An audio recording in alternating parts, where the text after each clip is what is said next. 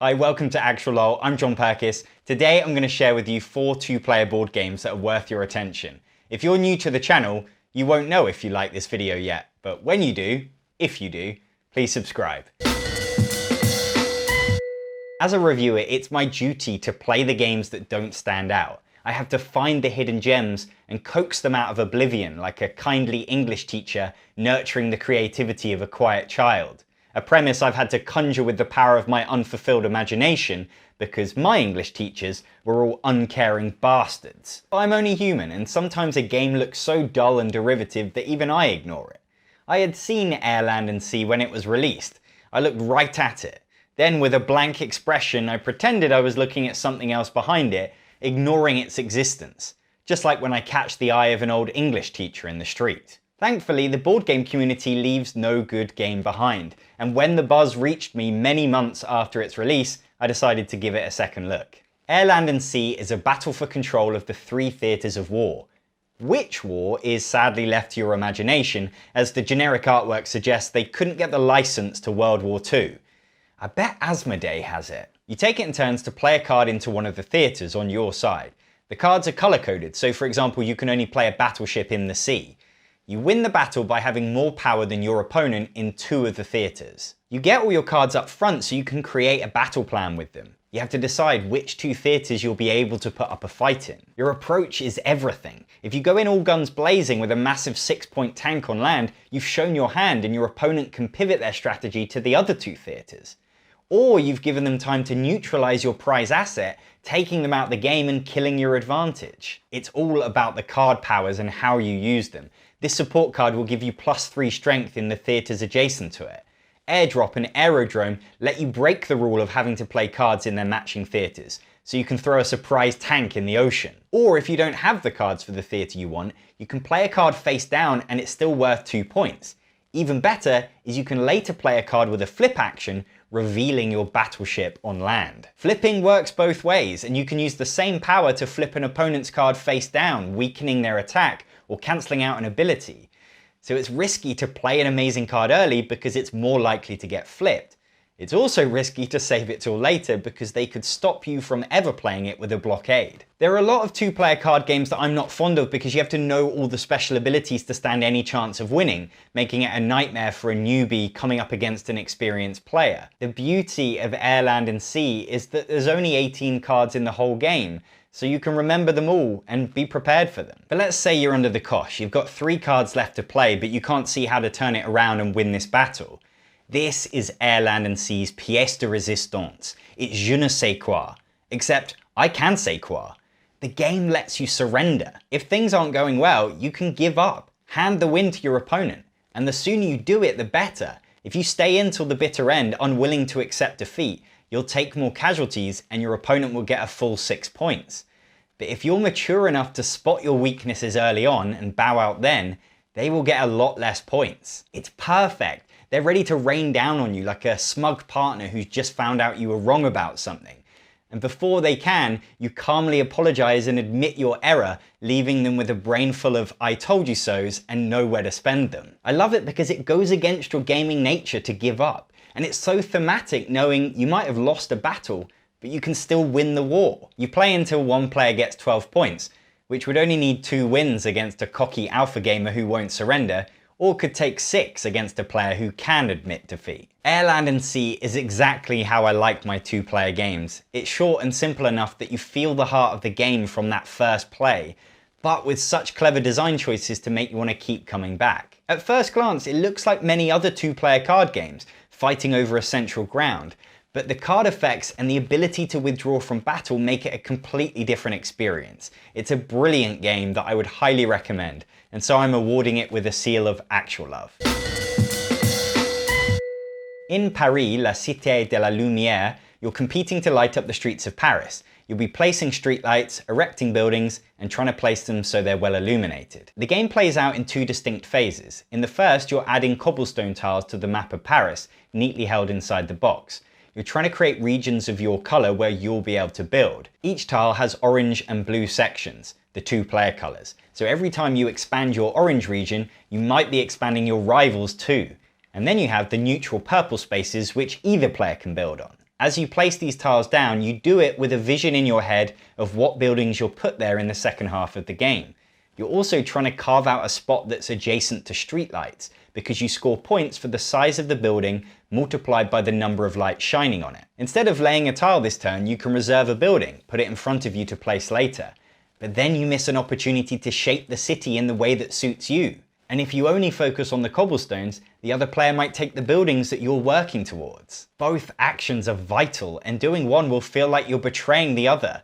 It's like having to decide between oxygen and water. Already in the first phase, the game is tense because you're casting the future. If you don't make space for your buildings, there's only so much you can do about it later. And wasted buildings score you minus points. Once all the cobblestone tiles are in, the phase ends. In phase 2, you again have to decide between two actions. The first is to get one of your buildings down, putting it into a legal spot. This is where those fickle purple spaces are forced to pick sides, giving themselves to the player who first shows them affection. And when you realize that your dream location that you were trying to keep quiet about is also your opponent's dream location, and your heart breaks for not seeing purple's wandering eyes. Instead of playing a building, you can activate a postcard, using its special ability to rescue you some points. Levitation lets you swap out a building tile you have with one that wasn't taken. With Chartier, you can make more room for yourself by adding an extra purple space to the board. It's a race to grab the postcards you need. There's an instinct to get your buildings down early, but if you're confident your building spaces won't be blocked by your opponent, you can be brave and leave it until later, and spend that time securing even more points by adding a new streetlight in. The postcard actions are great because they keep the second phase exciting, providing some twist to what might seem inevitable. Some of the more advanced ones play with the remaining free space, such as this Moulin Rouge dancer who gets a point for each empty space in the block that she's in. Paris, the City of Light, feels fresh. It's nothing like my other two-player games. Splitting the game into two phases forces you to plan as you try to keep your vision together in your head, and there's a real jeopardy in your opponent jumping in to steal your spot or your postcard. It's a clever game that deserves to be thought of alongside the two-player games in its weight category, and so it too gets a seal of actual love. Circle the Wagons is a two-player card game made up of only 18 cards. You compete to build the best boomtown in the Wild West. You create a circle of cards, choose a starting spot, and then take it in turns to take a card from the circle, adding it to your town. The card acts as a tile with 4 regions to connect up, expanding areas of deserts and forests. You can add the card to any side of your town, even covering existing ones. Ideally, you'll end the game having created a big area of each territory because you get points for your largest group of each type. That's your bass drum that you keep kicking in the background. You mustn't miss a beat. But it's simple, you've got it covered. Your main focus is on these 3 gold cards. This one will give you 2 points per fort that is adjacent to a gun. Every quadrant of a card has a terrain and a thing, a cow, a gun, a wagon. So while you're trying to keep that largest terrain bass drum going, you've got to remember to hit these 3 drums as often as possible. Each turn, the circle designates you a card to take, but you don't have to take that one. You're looking for cows and wagons, and this card has neither. The next card has both, so you choose to skip and take that instead. The price you pay is that the card you skip goes to your opponent for free, and now it's their turn, so they now have 1 more card than you. So you better be sure that the card you jump to is worth it. You can skip ahead to any card you want in the circle, giving every card along the way to them. It feels reckless. It goes against your gaming instincts to give your opponent more cards than you, but if it proves decisive, you'll feel like a genius. Unfortunately, it does slow down the pace of the game when they suddenly have to place 2 or 3 cards into their grid, especially if they overthink it. Because the real challenge is in how you place your cards. The goals just won't align with each other, so you're desperately trying to keep that terrain bass drum going whilst hitting 3 different symbols in 3 different time signatures. For example, if you play this wagon here to continue the straight line, you'll have to cover up the cow that will score you 2 points. You have to neglect one to perfect another. Only one pizza can be at the top of the oven at a time. The space-saving genius of Circle the Wagons is that there is a unique goal on the back of all 18 cards, so every game will pull you in its own 3 directions. It's a masterclass in simplicity. I can think of 100 games that achieve less with stacks of components than this game does with 18 cards. Where I find it lacking is that I never feel clever in the moves that I make.